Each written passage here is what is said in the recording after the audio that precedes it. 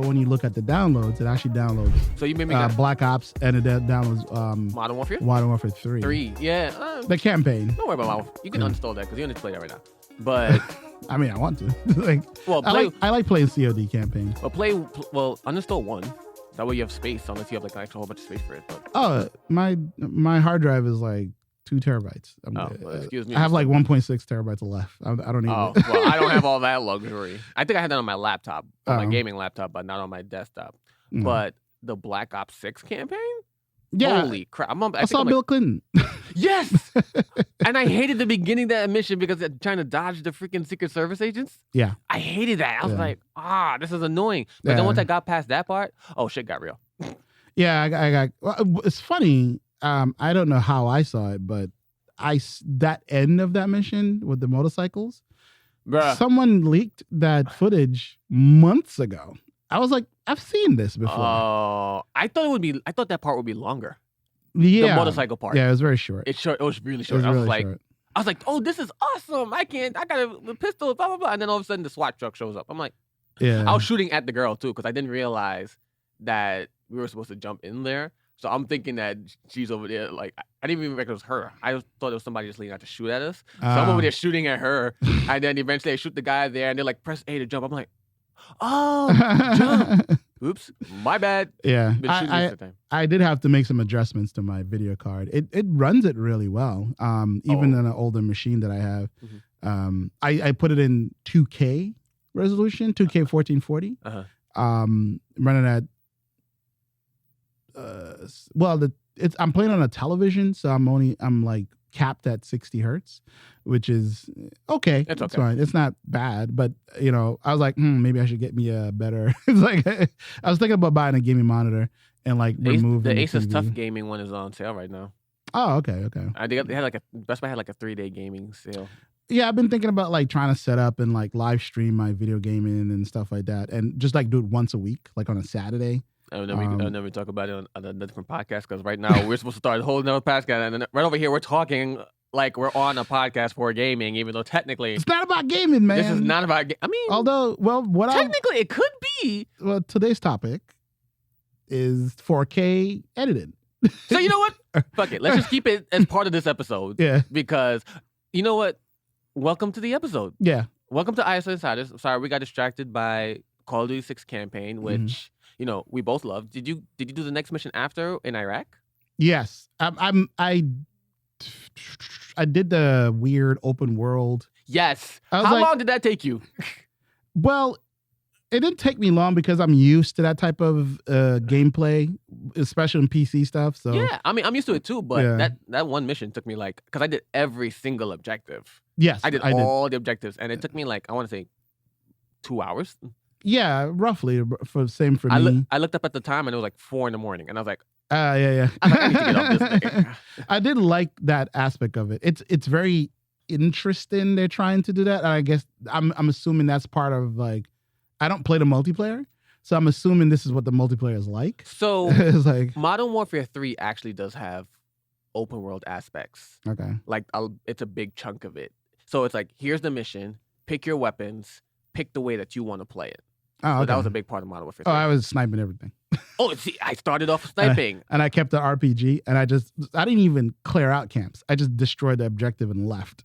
Oh, no. I made sure to go in and actually clear objectives. Like, I went and actually clean up the camp because, you can get the hidden caches and stuff. Did you get all the audio recordings?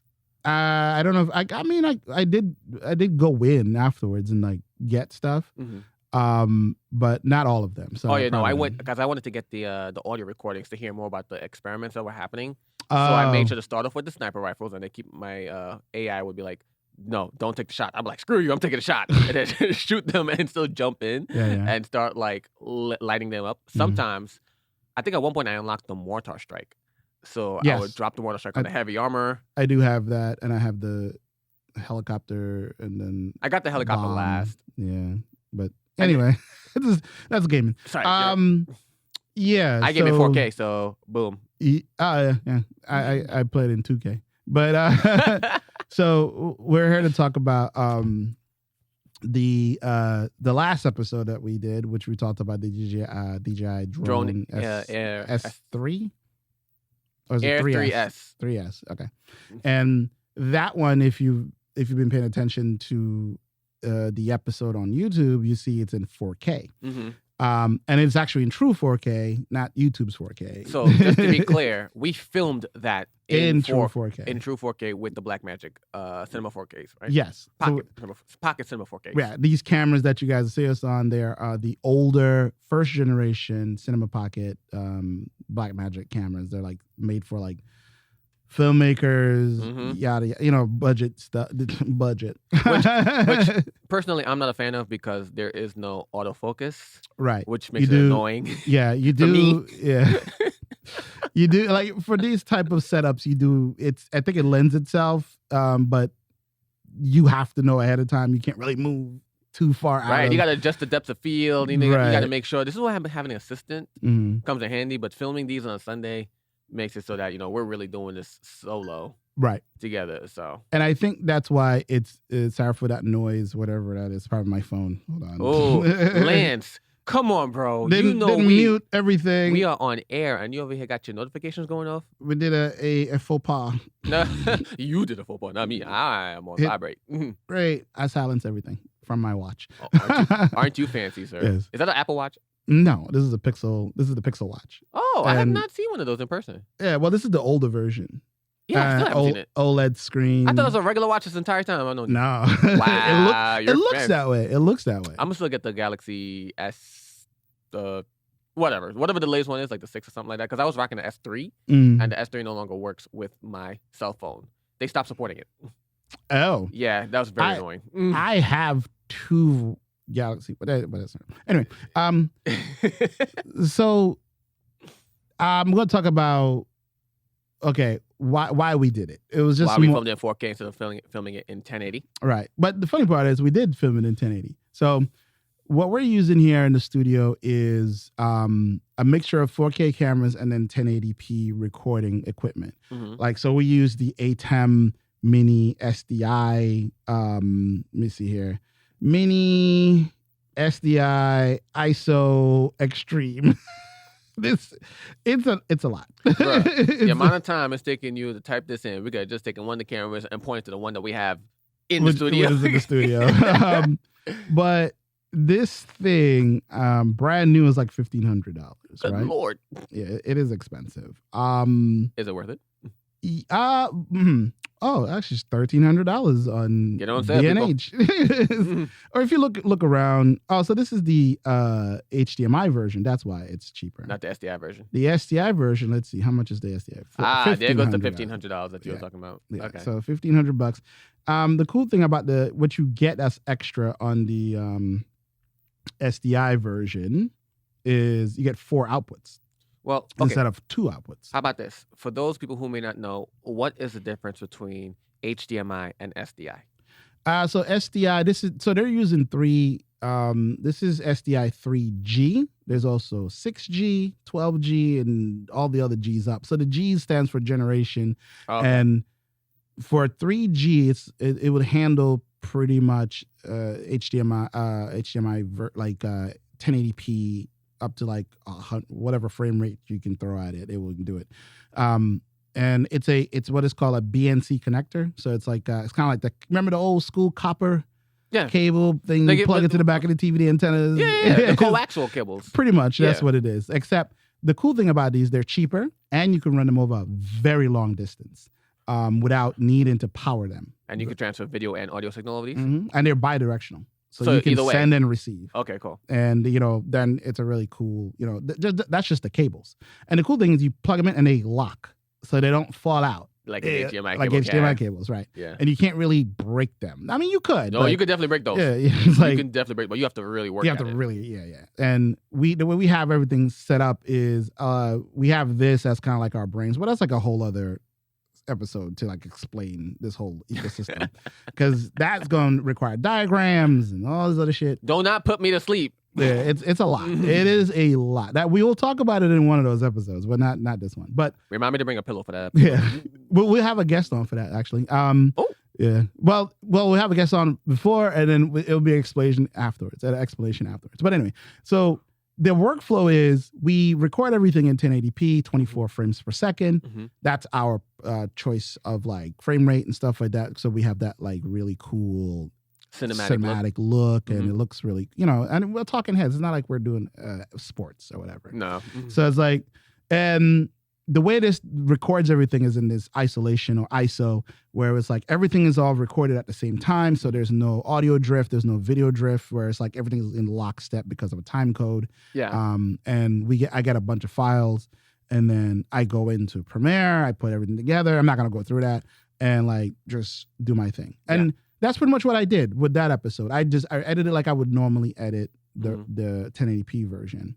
And was it harder to work with the 4K version because you have bigger file sizes? So, not for me. And just because you have a powerhouse of a computer. I have so this laptop that I have, it's a $4,000 laptop, right? It is the let me see here if I can look into my, very expensive. It's very expensive. It is a M2 Max.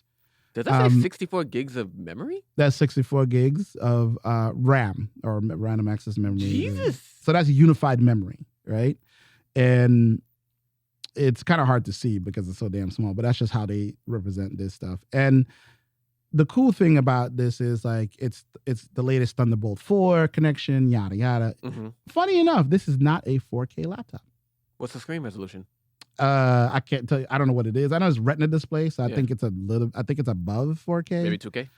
No, I think it's above it, actually. I think it's like a 5K resolution or something like that. It's weird. I don't know. It's because it's a 4:3 ratio for the monitor. So it's like for the stuff. But the challenge that I ran into, it's easy enough to record in 4K from your cameras, right? Yeah. The challenge I ran into was, we also include our laptop screens in our recordings. True. How do you get 4K out of a laptop, right?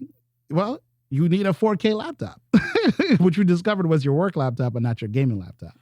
Which is so surprising because I thought it was the other way around. I thought my work laptop was 1080 and my gaming laptop was 4K. And we're like, nope, it's the other way around. I was like, I know one of these is 4K, damn it. Right. And when I say 4K, there are people who get confused about the resolution of 4K, right? So 4K is 4 times the resolution of 1080p. Correct. So you just add that up. I think it's like 4032. It's like 3840 by... There's actually 2 versions of 4K. There's like a 3840 by... whatever. Yeah, 4K. Let's see. Someone get the numbers correct. See, like I say, it's like 2160. 2160p. They consider that 4K, but it's like Ultra HD, really. If you ever go into YouTube and you have the premium edition and then you go into the resolution, you'll see 2160. Haha, you gotta pay. Yeah. Well, you know what? I'll pay for my YouTube Premium ad-free experience. Thank you very much. So 4K, according to Wikipedia, is 3840 by 2160. Ah, yes. At 16:9 aspect ratio. Oh, and look at the other part. Where? The dominant 4K standard, whereas the movie projection industry uses 4096 by 2160. So that's Jesus the difference. Christ. So 3840, like my laptop, is 3840 by 2160. Yeah. But I know that, I think one of my cameras can actually shoot in 4096 by 2160. Right. That's if you're, I wouldn't say do that. Do that if you're getting paid well. I mean, is there a noticeable difference? I don't think there is, honestly. Yes. So, is there? Oh yeah. It's so one of the biggest thing you get out of having a 4K file is, one, they're really large, and True. 2, you now get to punch in way closer to your subject and without losing resolution. You don't lose any details and stuff like that. Well, yeah, that's standard what I would do when I was asking the question about the 3840 versus the 4096, if there was a big difference between those two. But no. When I shoot, besides that, I mean, the only thing that's different is like it's like a couple information. I think it's like not that much of a different amount of pixels. But when I shoot 4K, no, I do the same thing you do. Like, especially if it's a 1080p export, no, I will, for punch-ins to break up the shot. Of course, there's no loss of quality really. So no, I completely agree with you. Filming in 4K, even if I know my export is going to be 1080, and just being able to punch in, because the old version of that was film in 1080 and then punch in the 720, where when you punched in the 720, you still have that you'd have a softer look, right? Because you don't have as much information. So yeah, I completely understand that. Yeah, and this is for like people who are listening too. They may not know why that's important or not, but it's that's if you're going to be doing this sort of thing, and and like I said, one of the biggest issue was like, well, how do we get a 4K signal from a laptop into the stuff? And that's where apparently we had 4K HDMI splitters laying around the studio. Didn't even know because they were so cheap. I mean, we have a lot of things laying around the studio that we keep discovering years after the fact that we end up using, and we're just like, oh, we had this the entire time. Right. We should probably use it. So what I did was I split that signal, one into my laptop to OBS and recorded that in 4K. And then another one went out back to the ATEM. And then that allowed me to then, after I've edited everything, because I nest everything in Premiere Pro, all I have to do is replace the nested part and then change the sequence resolution. So that does take more time. For people who don't know what nesting is, because not everybody is experienced in Premiere or Final Cut. But how would you explain nesting? So nesting is like a non-destructive way of editing. So say you, and I'm specific to talk about Premiere Pro. You get all your files in, organize it however you like to organize it, and then you create a sequence from that particular file by right-clicking on it and everything like that. What that does is, technically it's not nested, but what I do is I create each file its own sequence, and then because everything is in time code lockstep, I don't have to worry about adjusting wherever things go. And then I create another sequence from one of the sequences. I just duplicate it and then rename it and then remove the tracks. And then I bring in the sequence into that sequence. Now that's called nesting.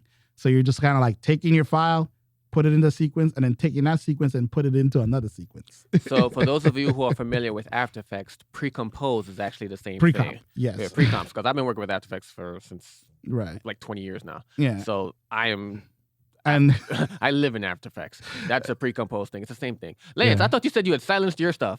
Look at that. Look at that. You have your phone going off over there during the podcast. I don't even know where it is. Google Pixel fail. I'm sorry. Go ahead. But what ends up happening is it means that then you can make changes in your nested sequence and then it will affect the overall sequence immediately. So you can put in things like lower thirds, color correction, audio corrections, titles, whatever. And if you need to make changes to the actual individual file, like the original file, you can just do update that it after the fact. Right. And that's exactly what I did. I just I brought in my 4K footage, replaced all of them. Now, I would say, please make sure all your other stuff is also that can support a 4K sequence, meaning your lower thirds, your on-screen watermarks, those type of things. Because if they don't, they're going to look real tiny. So I had to remake all of that stuff, not realize, oh shit, yeah, I should have done this ahead of time. So the animation looks a little different, a little bit more crisper and stuff like that. And so it's like, but that took more time. But had I had done that ahead of time, this edit would have been way smoother. So I would say make sure you do that as a way of doing it and stuff like that. So for who would this be useful for in what situations? I would say this is, in a way, this is more aesthetic. Just for a better look? It just look, and if you are a bigger channel or you have a bigger audience or whatever, and you're trying to I've upgraded because now I have 1 million followers or whatever. Cool. Like if you have, is that, and it's like, if that's what the look you're trying to look for and stuff like that, if you want to just look crisper, you want to look, you're evolving your content. That's one way of doing it. And like, it's not like you're buying red cameras and shooting on that. We're not going to get a red camera look, bro. Come on, man. No, them files are, I am not Linus Tech Tips. I mean, I am not MKHV. Remember, I was a Nikon bought red, so you can actually get a Nikon camera now and get the same get that kind LUT of quality. Yeah. That makes it look like it's shot on a red camera. Oh, God. Not saying that I'm going to do that because I shoot on Sony. But still, I'm just saying, if you're open to that, you can. And I would preface all this with saying, make sure you have very fast storage. Okay. Or work with proxies. There is that too. So, we did record in the camera ProRes proxy, right? This will keep the file size down much, much smaller. Although I think it added up to both cameras 56 gigs or something like that, right? Not each, just together. I'm so glad we did that server storage upgrade because good lord. Oh yeah, we have a lot of storage. We have a lot of storage. And the funny enough, the version for, let me see if I open it up, for the laptop footage, it was less than a terabyte. I mean, a gig. A terabyte. So it better be less than a terabyte. It was less than a gig, right? So let me see here. If I look at episode, this part is not fun, but just to show you what I was talking about. So 4K capture. There we go. It's kind of hard to see, but 987. I was wrong. Megabytes. It's just about a gig. That's the laptop. This is mine. Mine is 54 gigs, and yours is roughly 54. So separate 100, yes. So I lied. Over 100 gigs of just footage, and that's just those two cameras. And this is proxy. Whoa! This is ProRes proxy. Not even the full quality. No, not even like LT or 444 or 422. These are all just different codecs and stuff like that. And the good thing I did do Blackmagic Raw, which would have been insane, but. You see, I have really fast storage, right? I have an NVMe SanDisk Pro Blade. Oh, the mags. The mags that you like so much? It's just right here. Yeah. I don't know if you guys can see it, but it looks like this. There it goes. Put it back to there it to focus. So this is the transporter, and the mag is in here. Yeah, don't pull it out yet. Yeah, no, I can't pull this out because this is how you, and this is a 4 terabyte. How much was that again? So the 4 terabyte, if you get it on sale for like $3 something. I mean, because when you get 4 terabytes of space and it's fast, right? I think it's worth it. Yeah, I think not on sale is like $500 or something like that. It's expensive, and then the transporter is $50. Side note: did you know that I think SanDisk released a 2 terabyte SD card? No, it's on sale for $300. Oh shit! Didn't really say nothing, but it's compatible with like the mirrorless cameras and stuff. Oh, 2 terabytes. That's dope. That is dope. I'm gonna buy one. So. With this thing we have read-write speeds up to 8K footage, sort of thing. Wow. And it's a 20 gig transfer cable. Oh, that's why you're always uploading stuff so fast now. Exactly. Oh, I could transfer stuff. Like literally these two cameras, it took less than a minute for each one to transfer 50-something gigs. But this is you plugging directly into a server. That's not even a server. I have to plug directly into the computer. So this particular computer has only Thunderbolt 4 connectors on it. So obviously the faster the better, So I would say make sure you have a lot of storage and make sure it's fast storage. Because even when I go and I edit at home, I have a hub that I plug in, and it's a direct NVMe over 40 gig connector that goes directly into my computer. So just to recap, you said this is for bigger like content creators who probably like a few 100,000 followers to be like 1 million followers up and above to show that they've done their increase. But for smaller content creators, the whole thing is not necessary, right? It's not necessary. It's I mean, unless if you got the budget, you got the space and time to do all this, go for it. What about the other hack I remember I was telling you about that I heard that I've tried myself? Oh, the upres? Yeah, well, you take the 1080p footage, but then you tell YouTube it's 4K, and it gives you that extra bump in quality that's not quite 4K, but right? It just looks better. What do you think about that? I would say go for it. Like, but again, you still need the poor man's 4K, right? You still need a processor that can handle, because even rendering this out took, instead of like. The 1080p version takes less than 5 minutes to render. This one took almost 20 minutes to render. But it took me 5 minutes to upload. But because you know what the final file size was for the whole episode? 18 gigs versus 3 gigs usually. Can we compress that? That is the compressed version. Wait, did you run that through Handbrake or something?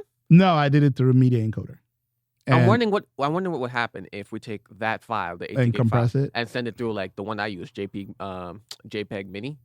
Remember that one too? That compresses video. So I wonder if that could like maybe even split that in half, like it did the other video I sent you earlier. Maybe, yeah. I mean, and that's another thing. I'd be curious to see if that would work. That's another thing, compression and stuff like that.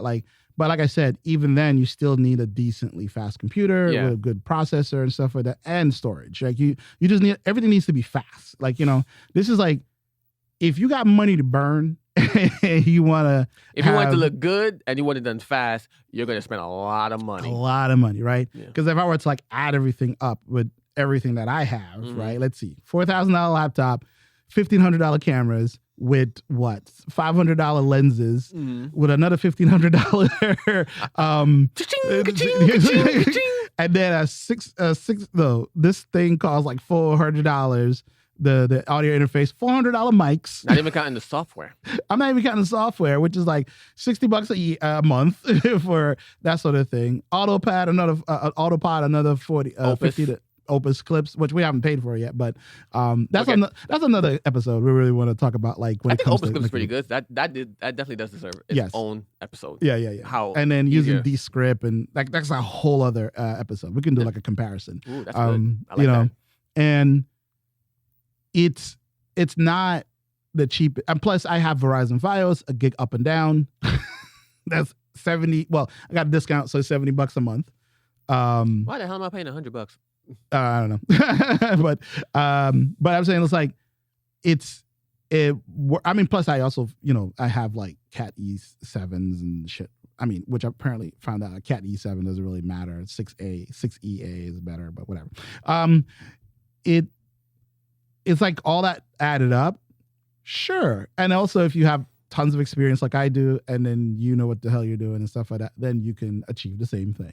So it's a lot. There's a lot in talent, a lot in knowing how to use your equipment, and a lot in how to, I think it comes down to work within your means, and right. You're not going to get the perfect look unless you're just sitting there really trying to spend that much money. But there are ways to get it to 80% of the way for what you need, because I think the average person won't really care about the final look of it as long as they absorb the value of your information, and that your audio sounds good. Because we know viewers are very specific about their audio sounding good and crisp, which we do work on. But when it comes to video, if it's 1080, it's full HD. Let it rock. Yeah.